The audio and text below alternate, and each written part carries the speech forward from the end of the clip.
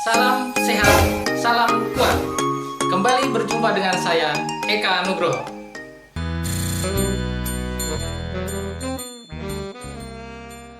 Teman-teman, dalam hidup sehari-hari, dalam keseharian kita, tentunya setiap kali kita makan, pasti ada sayuran, lauk pauk, buah, dan mungkin beberapa dari kita menambahkannya dengan susu.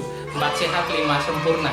Nah, berbicara tentang sayur, supaya sayur itu menjadi sedap dan ada rasanya, selain harus diberi bumbu-bumbu misal bawang merah, bawang putih, kita harus menambahkan apa?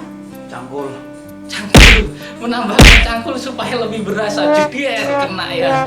Nah, menambahkan garam supaya ada rasanya, tentunya menjadi lebih sedap. Bukan micin ya, micin itu katanya nggak sehat.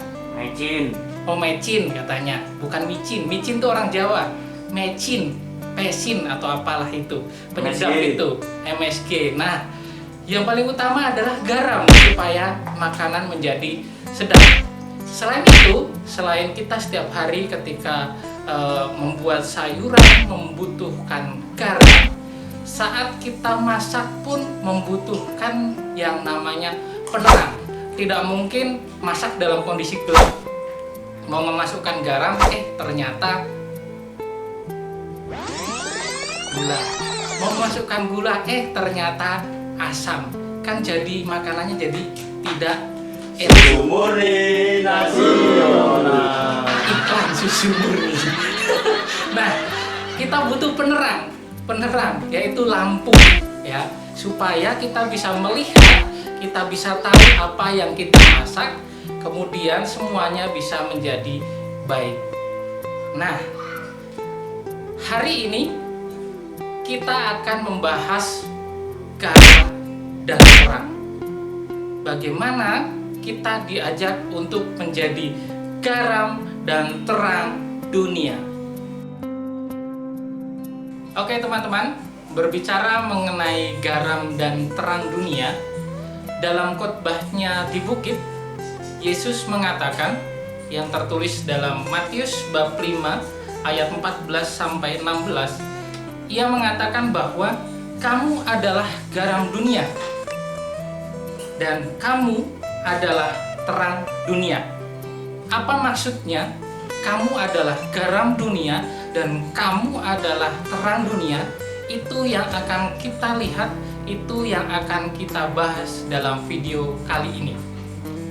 Teman-teman, berkenaan dengan garam dan terang, kita akan membahas satu persatu.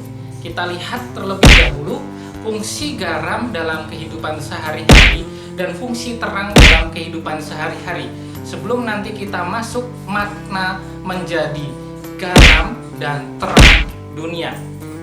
Yang pertama, garam.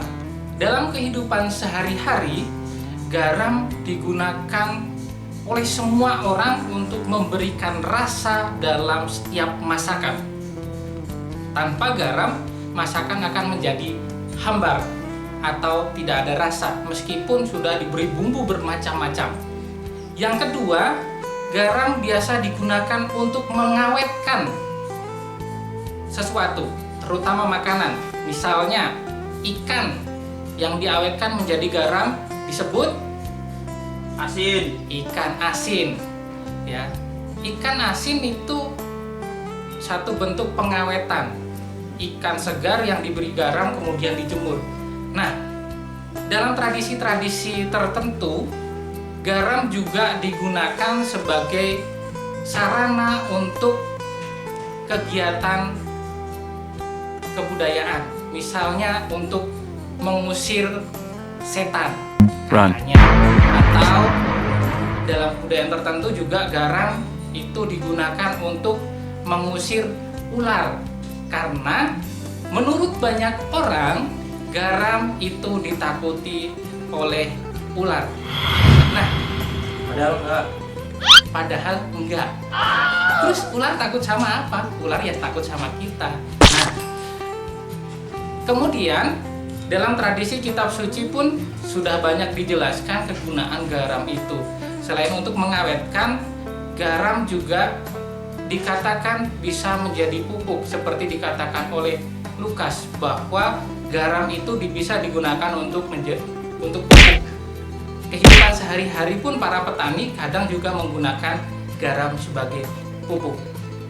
Itu beberapa kegunaan garam dalam kehidupan sehari-hari. Teman-teman, kita sudah mengetahui fungsi garam dalam kehidupan sehari-hari.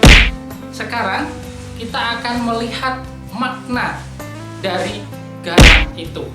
Apa itu makna?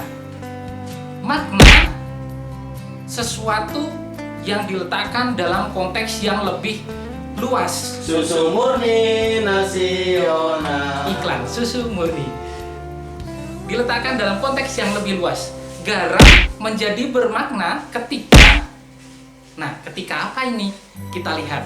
Misalnya, teman-teman memasak di dapur, lalu garam yang seharusnya dimasukkan ke dalam masakan itu teman-teman letakkan jauh dari tempat teman-teman masak. Akhirnya garam itu nggak ada makna untuk masakan itu karena tidak bercampur dengan masakan itu dan tidak memberi rasa. Garam menjadi bermakna ketika garam itu diambil kemudian dicampurkan dalam masakan tersebut. Dan ketika garam itu memberi rasa, memberi warna dalam masakan itu, garam itu bermakna. Itulah makna, bukan sekedar garam, tetapi dia memberikan arti untuk yang lain. Sama halnya dengan hidup kita. Kita diminta untuk menjadi garam dunia. Maksud sederhananya adalah agar kehadiran kita itu membawa arti untuk orang lain, untuk banyak orang. Makna kehadiran itu bisa kita berikan melalui apa? Banyak hal. Dari hal yang sederhana. Kita sebagai anak untuk menjadi garam di tengah keluarga, yang paling penting, paling utama adalah kita mau mengikuti perintah orang tua. Kita mau saling membantu dalam hidup di rumah, dalam keluarga. Lebih luas lagi, menjadi garam. Di situasi saat ini, di situasi dunia yang sedang dilanda virus corona COVID-19, bagaimana kita bisa menjadi garam dunia? Sederhana. Kita tetap tinggal di rumah, kita tetap berada di rumah, itu sudah menjadi garam dunia. Artinya kita membantu orang lain, kita membantu diri kita supaya memperoleh kesehatan yang cukup. Itulah makna menjadi garam dunia. Bukan berarti kita kemana-mana membawa garam, kita tabur, bukan, tetapi kehadiran kita itu harus memberikan arti, memberikan makna untuk orang lain. Kehadiran kita harus menjadi berkat bagi orang banyak.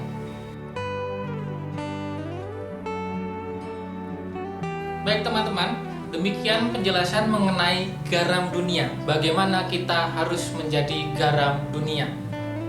Untuk penjelasan mengenai terang dunia akan saya lakukan di video berikutnya. Sampai jumpa.